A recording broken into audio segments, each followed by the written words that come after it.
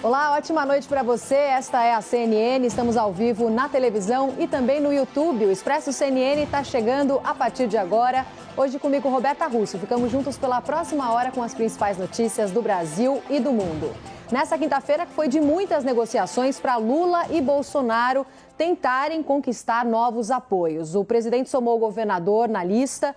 Lula ampliou para nomes importantes da economia da equipe que criou o Plano Real. A gente tem também os candidatos retomando o horário político na TV. Vamos começar então falando sobre outra protagonista dessa eleição, a urna eletrônica. O relatório do teste de integridade dos equipamentos foi divulgado hoje pelo Tribunal Superior Eleitoral. Revelou que não houve divergência alguma de votos dados e votos que foram registrados no primeiro turno. Hoje, inclusive, o presidente da Corte, Alexandre de Moraes, falou sobre o assunto. Repórter Theo Cury acompanhou e vai trazer os detalhes para a gente ao vivo. Oi, Theo, boa noite, bem-vindo. Conta pra gente então, sabemos, né? As urnas são seguras, sim, funcionaram da forma esperada, mas conta mais sobre a fala do ministro. Oi, Roberta, boa noite para você, uma ótima noite para quem nos acompanha. Alexandre de Moraes, presidente do Tribunal Superior Eleitoral, na sessão de hoje, bem no finalzinho, disse que o teste de integridade das urnas eletrônicas, que há 20 anos é realizado pela Justiça Eleitoral, atestou a lisura das eleições nesse primeiro turno realizado no domingo. Tradicionalmente, esse teste acontece desde 2002. Ele é feito em tribunais regionais eleitorais com servidores. Eles digitam o número do candidato na urna eletrônica e depositam um voto impresso em papel para checar se o número que foi digitado é o número que vai ser computado pela urna eletrônica.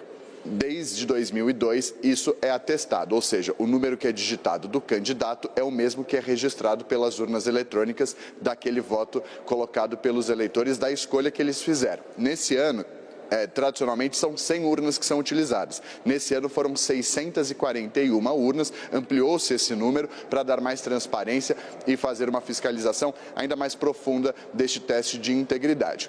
Alexandre de Moraes também disse que, além do teste tradicional, esse que é realizado há 20 anos, também teve sucesso aquele projeto piloto do teste de integridade com a biometria, que foi uma proposta feita pelos militares e que acabou gerando uma tensão entre as Forças Armadas e a cúpula do Tribunal Superior Eleitoral. Esse teste foi realizado em 58 urnas e contou com mais de 2.000 voluntários. A gente separou um trecho do balanço feito pelo ministro Alexandre de Moraes desses dois testes, o tradicional e o piloto realizado junto com os militares. Vamos acompanhar.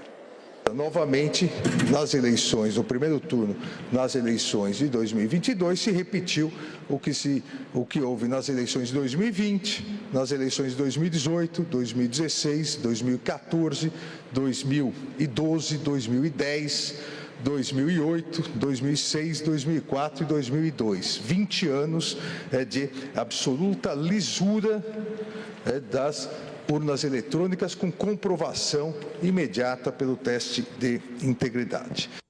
Agora a gente vai falar sobre os apoios principais aos candidatos à presidência, Lula, Bolsonaro, mas começando pelo ex-presidente Lula. Por isso, Fernando Nakagawa está aqui comigo hoje no Expresso. Boa noite, Naka. Bom falar com você hoje por aqui. A gente vai falar sobre esses apoios da área econômica para o ex-presidente Lula, que conquistou o apoio de economistas que, inclusive, Naka, participaram da criação do Plano Real, tiveram um papel importante na história da economia brasileira. São eles Armínio Fraga, Pedro Malan, Edmar Baixa e Pércio Arida. São economistas que, como eu falei, ocuparam esses cargos. Como é que o mercado enxergou esse apoio, Naka? Principalmente a parte do mercado que não está apoiando o ex-presidente Lula. O mercado recebeu, não necessariamente com uma surpresa gigantesca, mas uma parte desses nomes não necessariamente estava na cara que poderiam indicar esse apoio, essa inclinação ao ex-presidente Lula. Eu diria que esse apoio veio em duas camadas. A primeira camada, ela é mais estrutural, política, não é econômica. É a preocupação desses nomes da economia, nomes pesados da economia, com o avanço da democracia brasileira. estão preocupados com esse tema e, por isso, optaram pelo apoio ao ex-presidente Lula. Há uma segunda camada nessa história, que aí sim é econômica. E aí, nesse aspecto, a expectativa deles é de alguma sinalização do ex-presidente Lula sobre o que faria em um eventual governo, mas sobre isso a gente tem pouca coisa de fato concreta. No mercado financeiro, Roberta, o que eu ouvi hoje é a bola, o queijo e a faca e a bola estão agora com este senhor, com o ex-presidente Lula. Cabe à campanha de Lula, neste momento, com estes apoios, com um Congresso mais à direita, com a pequena diferença no primeiro turno, indicar como seria a economia, a equipe econômica, a meta fiscal, por exemplo, de um eventual governo de Lula. Agora, tem um aspecto interessante nessa história, porque hoje, Lula, depois desses anúncios, Roberta, falou com a imprensa em um hotel aqui em São Paulo e ele já disse aos jornalistas: a área econômica de um eventual governo não será apenas do PT. Então, esta é uma indicação. Mas há expectativas sobre movimentos de Lula e da sua equipe para onde vai a economia. E esse movimento, a expectativa é que seja para o centro. Só que até agora a gente tem pouca concretou, quase nada de concreto. Sobre essa sinalização do centro, a gente lembra que são nomes que participaram, né, dos governos de Itamar Franco e de Fernando Henrique Exatamente. Cardoso. E que lá atrás tinham grandes diferenças com a área econômica do Partido dos Trabalhadores. É bem verdade também que tinham diferenças com o atual ministro da Economia, por exemplo, Paulo Guedes. Tá certo. Naka, obrigada pela sua participação. E Bolsonaro também segue buscando novos apoios. Pela manhã, Ronaldo Caiado, governador reeleito de Goiás, oficializou o apoio no Palácio da Alvorada, ao lado do presidente. E no anúncio de Caiado, chamou atenção ao dizer que União Brasil Nacional apoia Bolsonaro. Só que ontem o partido havia afirmado que estava liberando os filiados por apoio sem declarar uma posição oficial. Hoje o presidente nacional do União Brasil, inclusive, reforçou essa posição de liberar os filiados. E quem também se manifestou foi o presidente da Câmara dos Deputados, Arthur Lira. Vale a gente lembrar, né? Lira já é um aliado, um grande aliado do presidente desde antes do período eleitoral. Felipe Moura Brasil, nosso analista, também está chegando com a gente, direto do Rio de Janeiro, para falar sobre esses apoios buscados por ambos os lados às vésperas do segundo turno. Felipe, boa noite, bem-vindo, bom falar com você também aqui no Expresso. São nomes que já estavam com Bolsonaro na campanha para o primeiro turno. No caso de Arthur Lira, mais esperado, né, do que todos, mas a gente lembra no caso de Caiado, houve um rompimento na época da pandemia, um rompimento forte com o presidente Bolsonaro. Boa noite, Roberta, sempre um prazer, boa noite a todos. O Ronaldo Caiado sempre atuou no campo do centro para a direita, né? Muitas vezes chamado de centro-direita, às vezes de direita, e pela esquerda, muitas vezes até de extrema-direita, embora o Jair Bolsonaro hoje incorpore essa figura, principalmente para quem está desse lado do campo ideológico. Era natural que ele apoiasse o Bolsonaro, porque ele falava também para muitos eleitores em Goiás que apoiam o presidente da República, e ele percebeu e se alinhou ao governo também.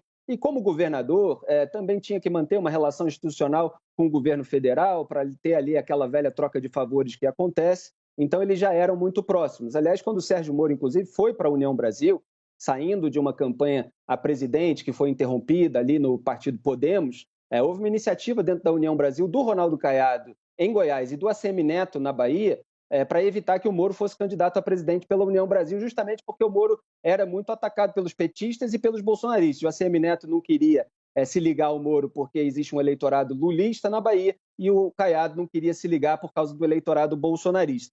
Agora, os principais apoios de governadores para o Jair Bolsonaro nesse segundo turno são os daqui do Sudeste, são os 3 maiores colégios eleitorais, Minas Gerais com Romeu Zema, São Paulo, Rodrigo Garcia e Rio de Janeiro aqui com Cláudio Castro.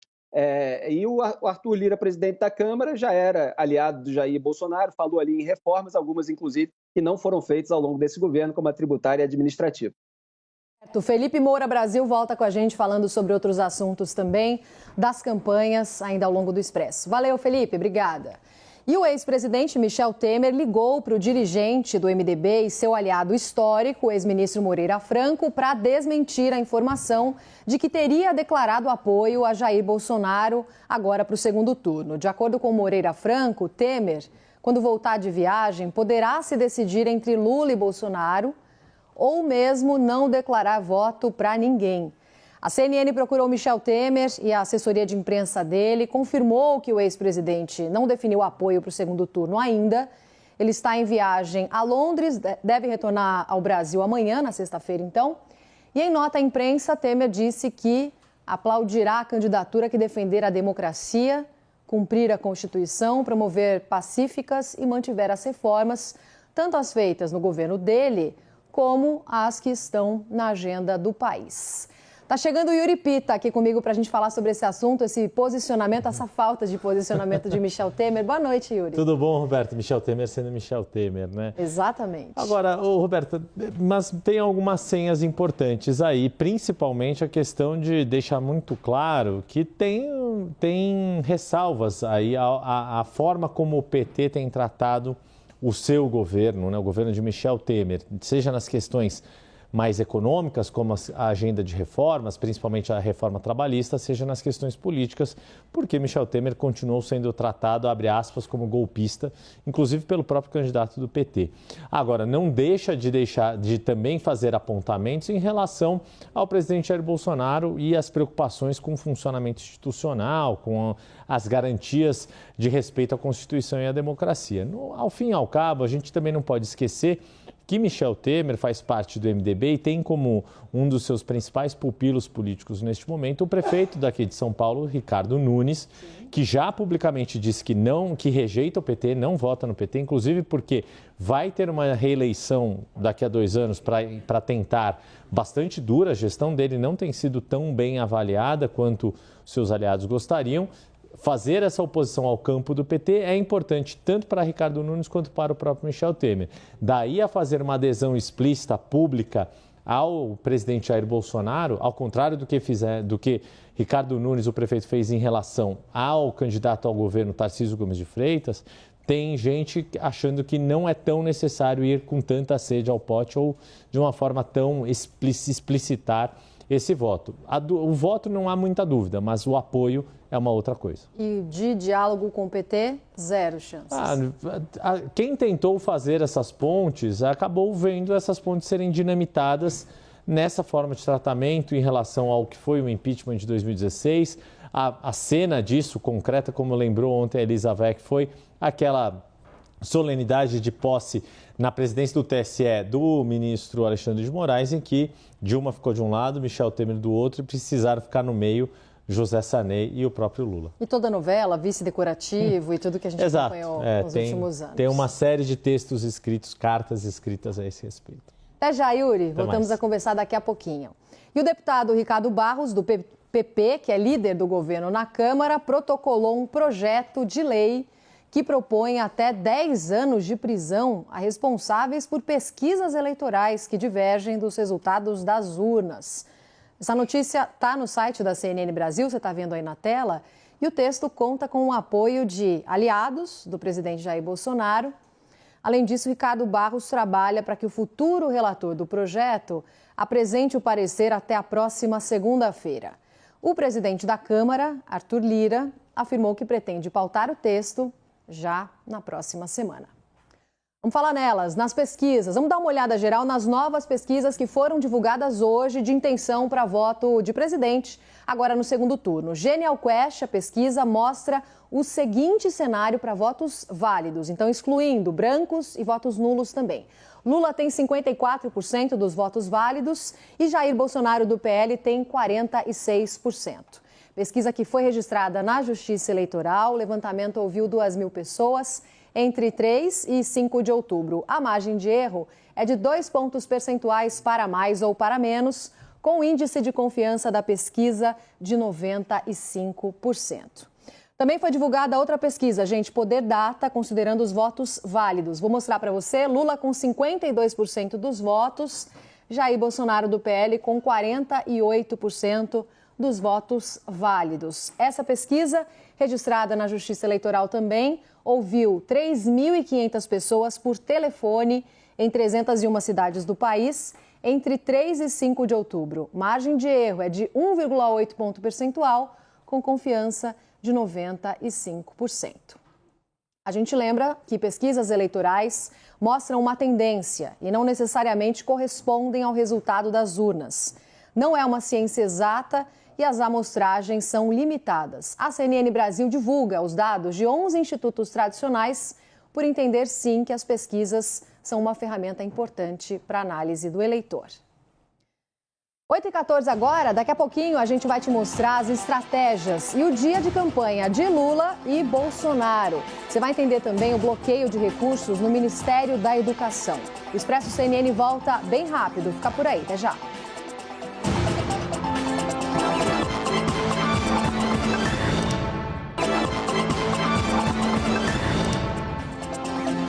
8h18. Voltamos com o Expresso CNN desta quinta-feira. Ficamos juntos até as 9 horas da noite com as principais notícias aqui do Brasil, movimentações eleitorais, apoios que foram anunciados. Você não perde nada da campanha para o segundo turno aqui na CNN. E agora a gente vai falar sobre economia, gente. O petróleo tipo Brent fechou com uma alta de 1,12%, está sendo comercializado a 94,42 dólares. E por que isso importa? Porque hoje é o dia seguinte ao anúncio de corte de produção pela OPEP. Desde o dia 26 de setembro, esse petróleo está 12% mais caro. Vamos entender melhor esse assunto. Converso agora com o comentarista de economia, Alexandre Schwartzman. Alexandre, boa noite. Bem-vindo aqui com a gente nesta quinta-feira. Boa noite. Alexandre, falando então do petróleo. Está crescendo a defasagem dos preços lá de fora na comparação com os que a gente tem aqui dentro. A última atualização de preços pela Petrobras foi em 19 de setembro. Essa conta fecha? Não, obviamente não. Quer dizer, vamos lá. Economicamente ela não fecha, né? Quando apareceu a oportunidade, quando o desalinhamento aconteceu no sentido dos preços aqui estarem mais altos do que lá fora, a Petrobras agiu rapidamente para cobrir essa diferença, mas agora tem uma eleição no meio do caminho. E com uma eleição no meio do caminho, a Petrobras está aparentemente relutante, ou pelo menos o governo tem pressionado a empresa para não promover um aumento de combustíveis na véspera da eleição. O que lembra, mutatis mutandis, ali a atitude do governo Dilma, que também segurou reajuste de gasolina, segurou reajuste de energia até a hora que não dava mais para segurar, mas sempre para depois da eleição. Sim, o que dá para a gente esperar, Alexandre, em relação ao valor do petróleo? Acho que a gente vai ver aí alguma pressão, quer dizer, obviamente tem uma desaceleração global em curso, mas com a reunião da OPEP mais Rússia, quer dizer, houve um acordo no sentido de reduzir o volume de produção, e é isso que provocou esse aumento de preço de petróleo. Então, a gente deve continuar com o preço de petróleo pressionado, certamente o Brent, aí se mantendo estável acima de 90 dólares o barril. E isso tem uma correspondência muito clara com o preço não só de gasolina, mas todos os derivados. Afinal de contas, você tira esses derivados de petróleo do próprio petróleo, por isso que chamam derivados. Então, essa defasagem vai continuar. A questão é saber se a Petrobras vai agir com independência ou vai se curvar aos ditames políticos do governante de plantão. Vamos acompanhar. Alexandre, sempre um prazer poder conversar com você. Boa noite, até a próxima. Boa noite, Roberta. Até a próxima. E o Brasil encaminhou o documento chamado Memorando Inicial para a OCDE, a Organização para a Cooperação e Desenvolvimento Econômico. Nesse documento constam informações para o processo de entrada do país na organização. O ministro da Economia, Paulo Guedes, participou desse evento que aconteceu no Palácio do Planalto e afirmou que o Brasil nunca foi tão respeitado. Veja só. Eles vão avaliar e eles vão concluir de que está consistente o nosso trabalho, que nós realmente executamos 108, já temos 45 que eles estão analisando, que eles aprovarão, e os outros 77 eles vão dizer, estão no caminho certo, portanto, devem ter acesso ao OCDE. Normalmente esse processo levaria mais 2, 3, 4 anos, talvez 5 anos. Nós acreditamos que esse tempo vai ser substancialmente encurtado, graças ao empenho de todos nós e essa percepção lá fora, ao contrário do que se diz aqui dentro, o Brasil não é respeitado lá fora. O Brasil nunca foi tão respeitado lá fora. Vamos voltar a falar sobre a agenda dos candidatos à presidência. Lula e Bolsonaro cumpriram atividades de campanha em 2 estados do Sudeste. A gente confere aqui no telão, temos um mapa para você, porque o ex-presidente Lula fez um ato em São Bernardo do Campo, em São Paulo. O atual presidente teve agenda em Minas Gerais. Antes de viajar à capital mineira, Bolsonaro se reuniu com deputados eleitos no Palácio da Alvorada. Mas vamos falar mais sobre essas agendas? Repórter Tainá Falcão acompanhou a agenda do ex-presidente Lula em São Paulo, vai contar pra gente tudo, todos os bastidores e todas as informações que ela tem até agora. Oi, Tainá, bem-vinda, boa noite. Oi, Roberta, tudo bem? Obrigada, boa noite a todos que estão com a gente na CNN Brasil. O dia do ex-presidente Lula, candidato à presidência pelo PT, começou no seu berço político em São Bernardo do Campo, num corpo a corpo com seus eleitores, ao lado do seu candidato a governo, que agora também está no segundo turno, Fernando Haddad. A tarde foi dedicada a uma reunião com lideranças do PSD, de Gilberto Kassab, que declarou neutralidade nas eleições, mas que tem alguns quadros que apoiam o ex-presidente Lula e que estavam aqui hoje, a exemplo do prefeito do Rio de Janeiro, Eduardo Paes, e do senador reeleito Otto Alencar. Mas eu quero destacar algumas falas do ex-presidente na coletiva de imprensa após essa reunião, ganhar ali a fotografia, e a imagem. Ele falou sobre economia. Tem sido cobrado, Roberta, por agentes do mercado financeiro a sinalizar economistas que podem compor o seu eventual novo governo. Disse que isso está descartado e que só indica nome de ministro ou de qualquer outro membro da equipe econômica após as eleições. Eu perguntei se ele pretende elaborar uma carta dedicada aos evangélicos, como alguns dos seus aliados têm proposto. Ele disse que não, por hora isso não deve acontecer, que ele não precisa de carta e que se ele for fazer carta para todos os setores, vai ter que fazer esse documento ali para os 500 setores que pedem uma carta desse tipo. O mesmo serve para o agronegócio. Quando eu questionei se ele pretende fazer um gesto semelhante, disse que quem quiser saber do agro precisa checar o seu legado e também as suas propostas de agora no programa de governo. Roberta. Ótimo, Tainá. Obrigada pelas suas informações sobre a agenda do ex-presidente Lula. O presidente Jair Bolsonaro, candidato à reeleição, voltou a Minas Gerais, o estado que é um dos focos do presidente, atrás de votos nesse segundo turno. Ao lado de aliados, Bolsonaro participou de um encontro com empresários e representantes da Federação das Indústrias do Estado de Minas Gerais. No evento, ele recebeu um documento com propostas do setor produtivo relacionadas às áreas tributárias, trabalhistas, de meio ambiente, de energia, inovação, transporte e tecnologia. Essa é a terceira vez que o presidente Bolsonaro vai a Minas desde o início da campanha eleitoral. Antes de cumprir a agenda na capital mineira, Jair Bolsonaro recebeu o presidente da Câmara, Arthur Lira, deputados e governadores reeleitos no Palácio da Alvorada, residência oficial do presidente. Ministros e a primeira-dama, Michele Bolsonaro, também participaram do evento. No encontro, o candidato à reeleição disse que nos últimos anos falou demais muitas vezes e que ofendeu algumas pessoas de forma não intencional. Além disso, pediu desculpas. Agora, 8h26, momento sobre a apuração, sobre os termômetros das campanhas. A gente também te mostra aqui na tela. Amanhã começa o horário eleitoral na televisão, volta na sexta-feira. Para o segundo turno, os candidatos terão tempos iguais, 5 minutos para cada um. E os dois candidatos já têm as estratégias formuladas. Do lado de Bolsonaro, a campanha quer exaltar o novo Congresso. Os aliados querem mostrar que a nova legislatura vai legitimar Bolsonaro, já que os novos parlamentares têm alinhamento maior com ele e com as propostas de interesse do Palácio do Planalto. A estratégia é explorar ao máximo essa ideia de governabilidade, mostrando que Bolsonaro terá muito mais chance, mais facilidade de aprovar projetos em um futuro governo. Agora, falando sobre a campanha de Lula, planeja dar mais destaque à senadora Simone Tebet, do MDB, nas primeiras propagandas de rádio e televisão. A apuração é do nosso analista, Gustavo Uribe, inclusive. A expectativa que ele trouxe é a seguinte, de que também amanhã Lula discuta com Tebet a possibilidade de incluir propostas dela no programa de governo petista.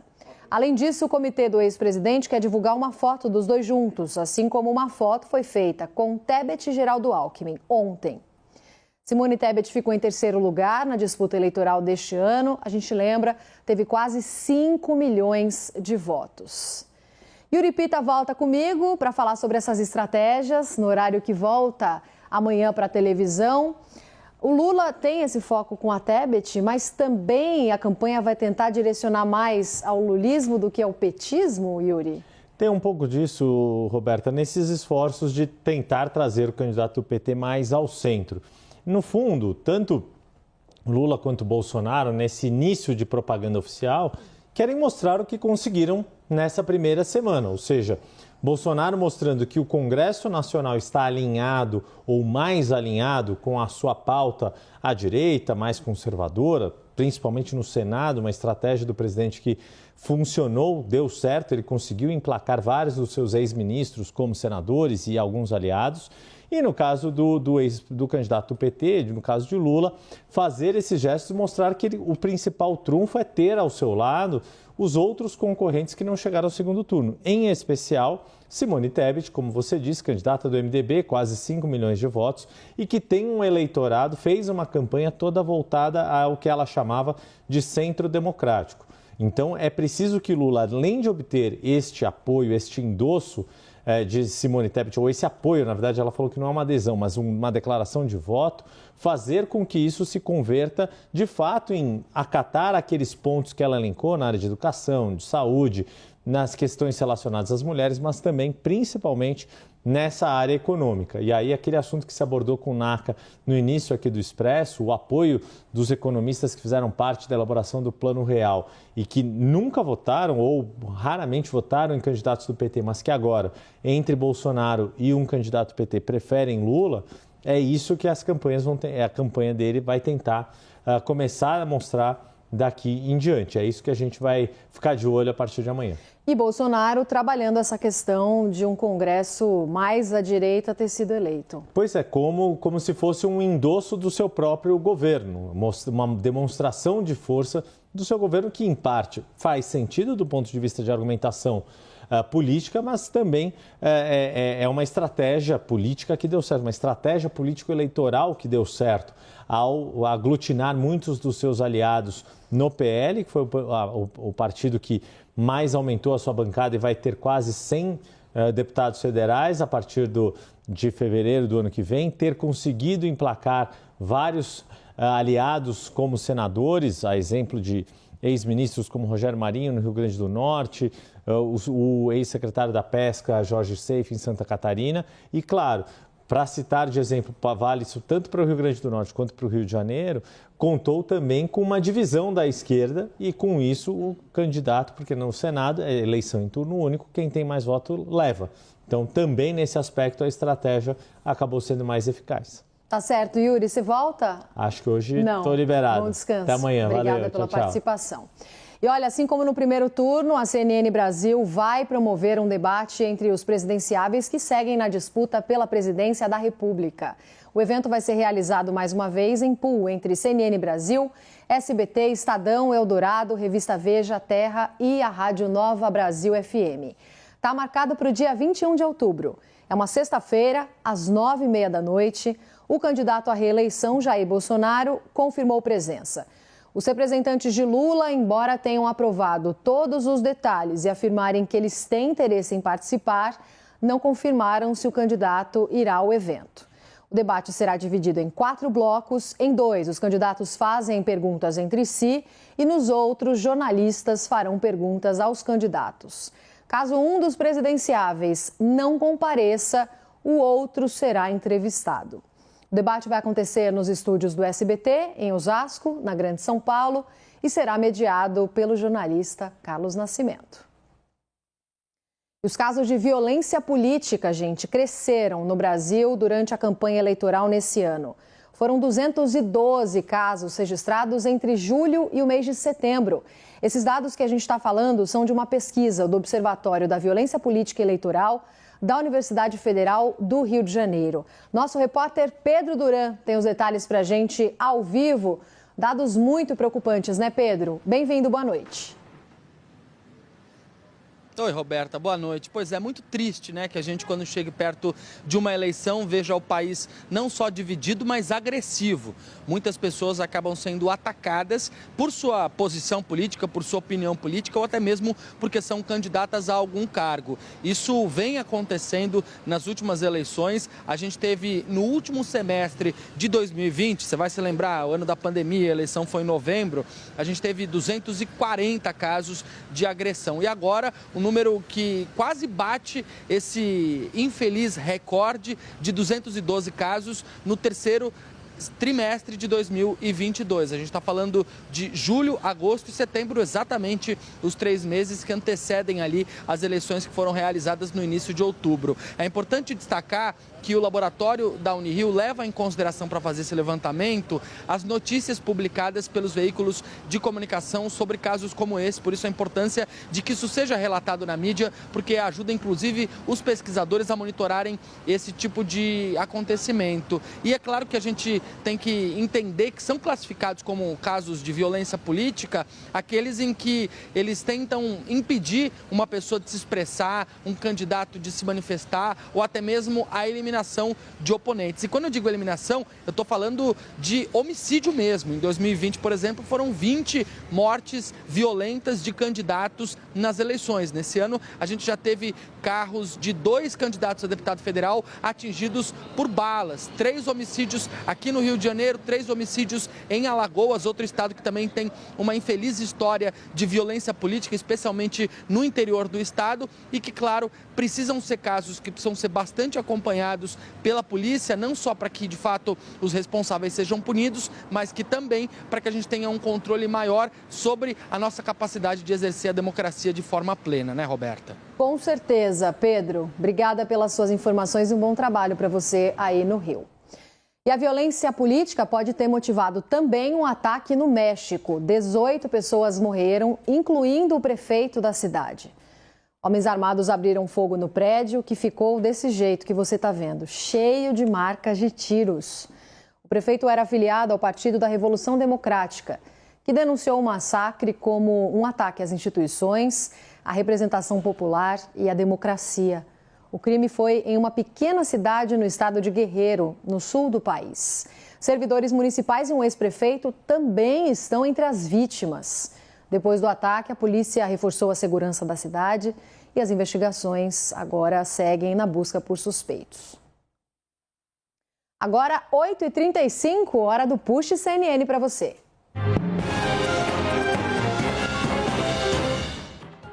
Cinco capitais do norte do Brasil começaram a receber hoje o sinal da internet 5G. As cidades são Belém, Macapá, Manaus, Porto Velho e Rio Branco. Com isso, todas as capitais brasileiras estão recebendo a tecnologia. A Caixa Econômica lançou um programa que vai permitir que empresas e pessoas físicas renegociem até 90% de dívidas com o banco. Neste ano, a novidade é a negociação das dívidas pelo aplicativo da Caixa. A safra de 2022 vai alcançar recorde de quase 262 milhões de toneladas neste ano. Os dados foram divulgados pelo Instituto Brasileiro de Geografia e Estatística, o IBGE. E o escritor e jornalista Rui Castro foi eleito para a cadeira 13 da Academia Brasileira de Letras. O escritor recebeu 32 votos. Ele assume após o falecimento do acadêmico Sérgio Paulo Rouanet. E a escritora francesa Annie Ernaux foi premiada com o Nobel de Literatura de 2022. A Academia Sueca, responsável pelo prêmio, destacou o caminho da vencedora como longo e árduo.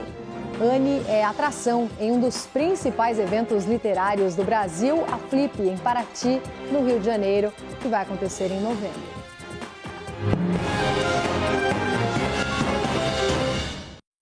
Vamos agora às notícias internacionais. Vamos falar sobre a guerra na Ucrânia. Mísseis atingiram prédios presidenciais em Zaporísia, no momento em que a Rússia avança para ter controle total da maior usina nuclear da Europa. Atingiram prédios residenciais. Os bombardeios deixaram 3 mortes, 12 feridos, incluindo uma criança.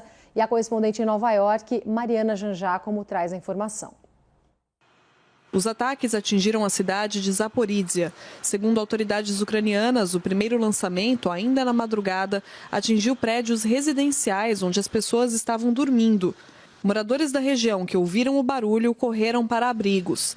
E as equipes de resgate passaram o dia procurando vítimas nos escombros.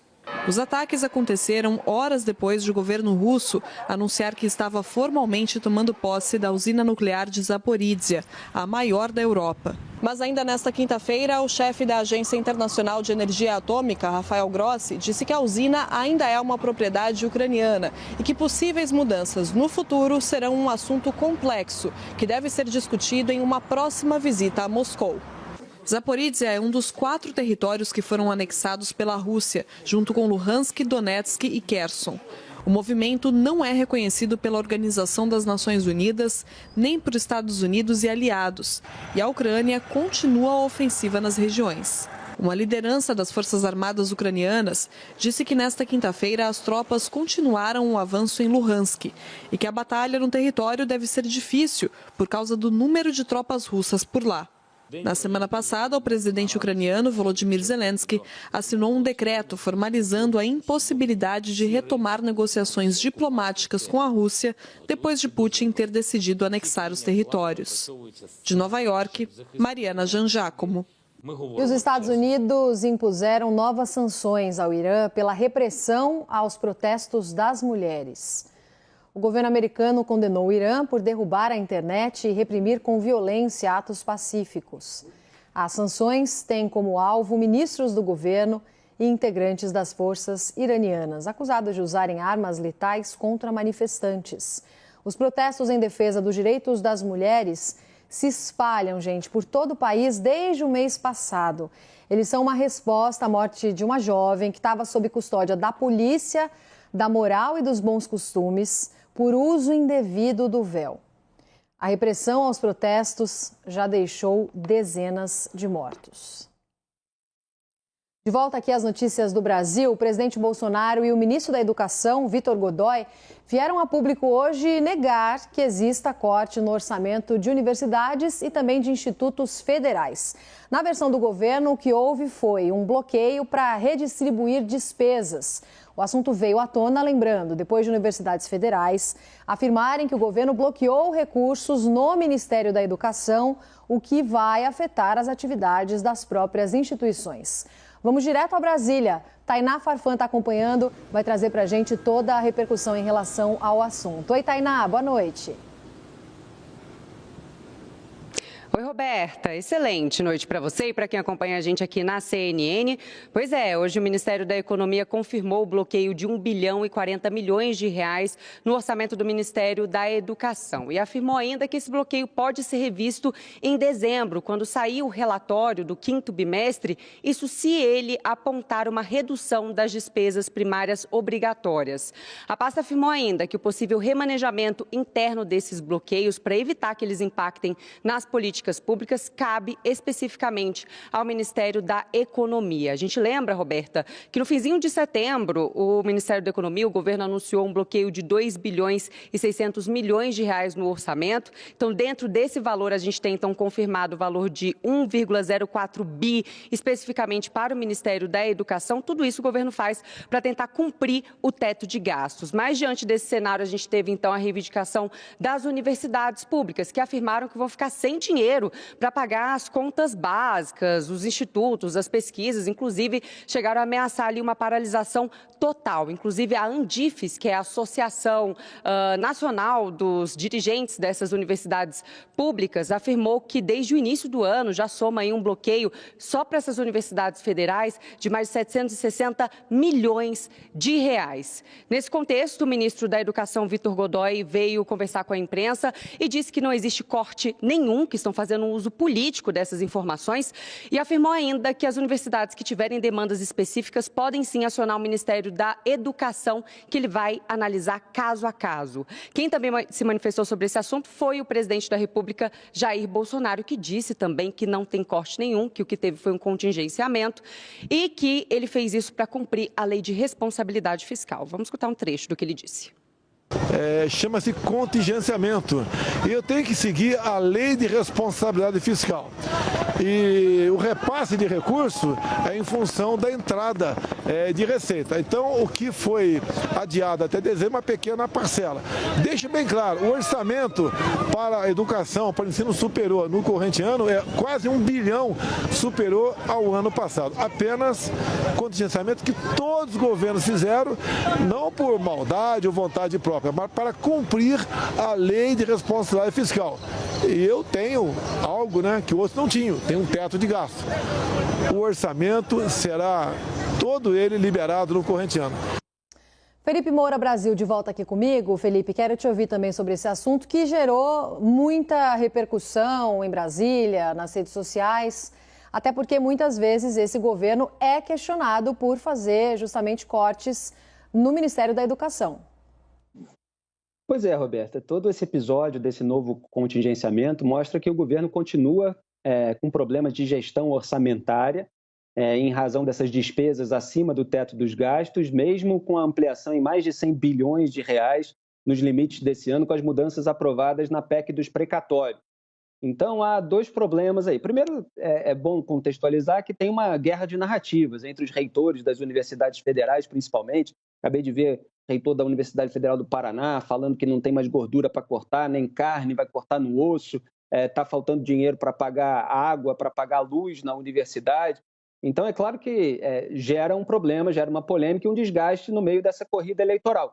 Agora, qual foi o planejamento? Qual é a lista de prioridades desse governo? Porque existe o famoso, famigerado, na verdade, orçamento secreto, com 16 bilhões e meio de reais ali reservados para esse ano de 2022, já tem 19 bilhões de reais reservados para o ano que vem, parlamentares pegando dinheiro, levando para o seu reduto eleitoral, sem a devida transparência, principalmente nos primeiros anos. Agora, a Rosa Weber, ministra do STF, cobrou um pouquinho, e muitas vezes fazendo obras de fins eleitoreiros, Alguma pavimentação de rua, às vezes constrói uma quadra esportiva, e você fica sem dinheiro para a educação.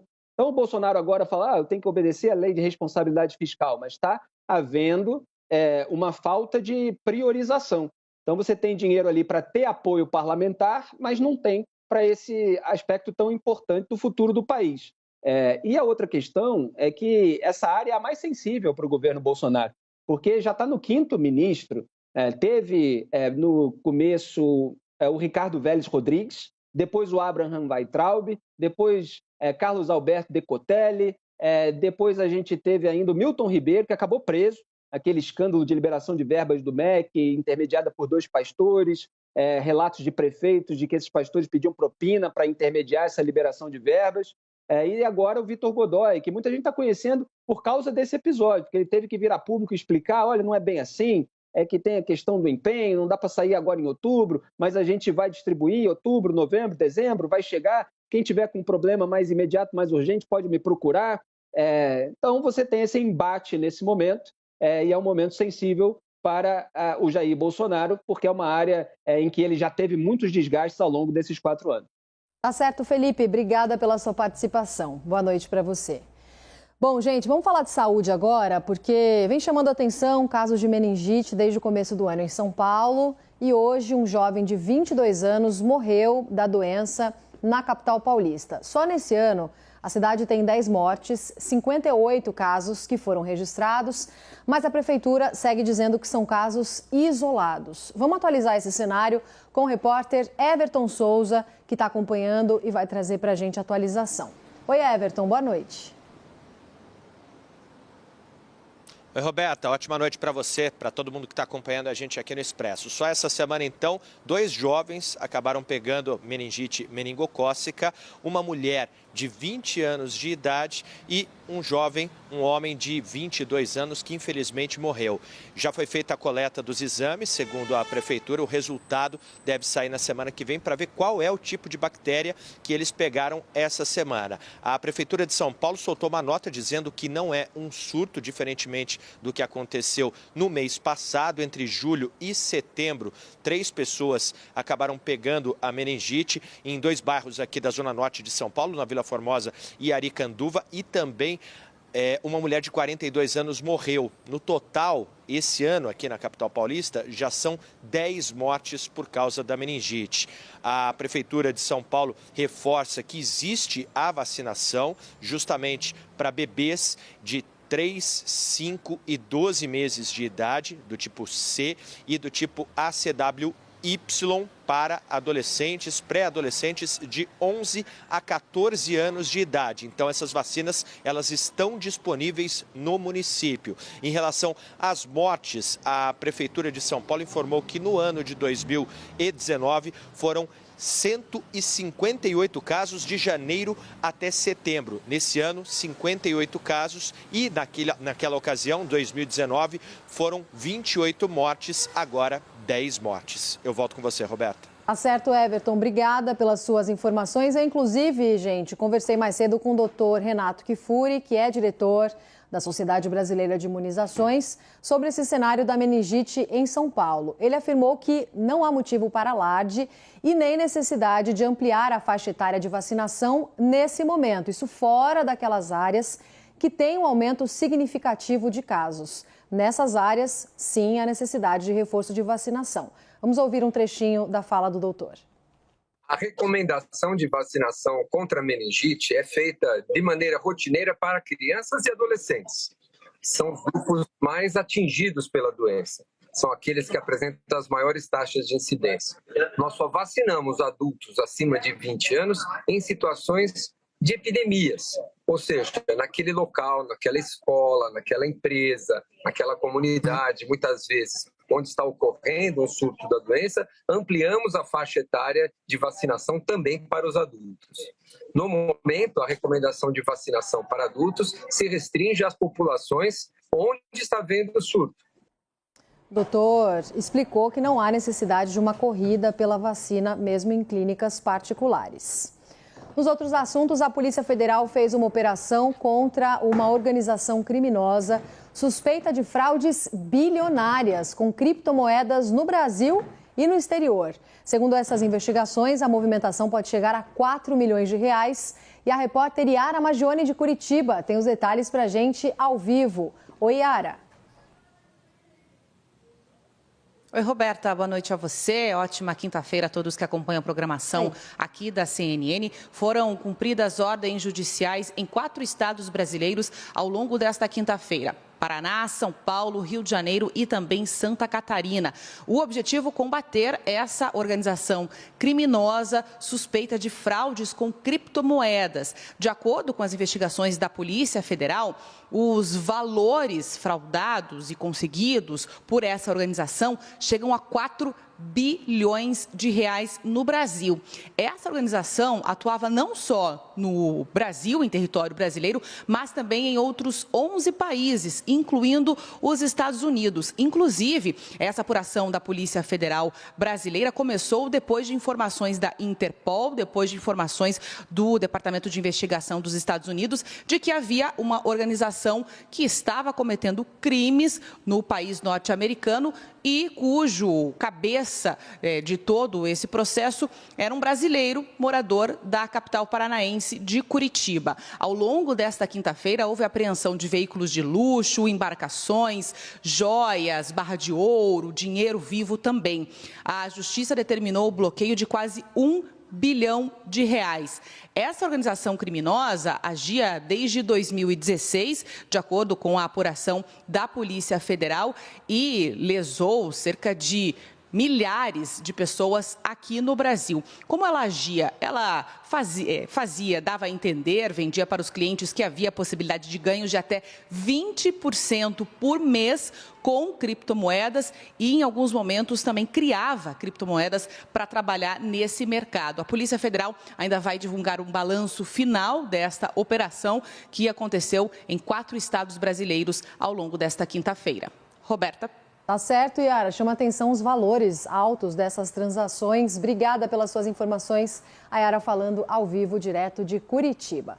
E olha, nos Estados Unidos, Joe Biden concedeu perdão presidencial a todas as pessoas que já foram condenadas por posse de maconha. Joe Biden justificou que essas condenações são uma barreira no acesso a emprego, moradia e oportunidades de estudo, especialmente para as pessoas pretas e pardas. O presidente fez ainda um apelo aos estados para que adotem a mesma política, já que a decisão dele só vale para condenações no âmbito federal. Esse é o primeiro passo do governo para descriminalizar a maconha, uma promessa de campanha do governo Joe Biden. Na maior parte dos estados americanos, as regras já são mais flexíveis. 18 permitem o uso medicinal da droga, em mais 20 há também liberação para o uso recreativo da maconha. Agora são 8h53, Expresso CNN desta quinta-feira está terminando por aqui. CNN, você por dentro de tudo. Ótima noite, gente. Tchau.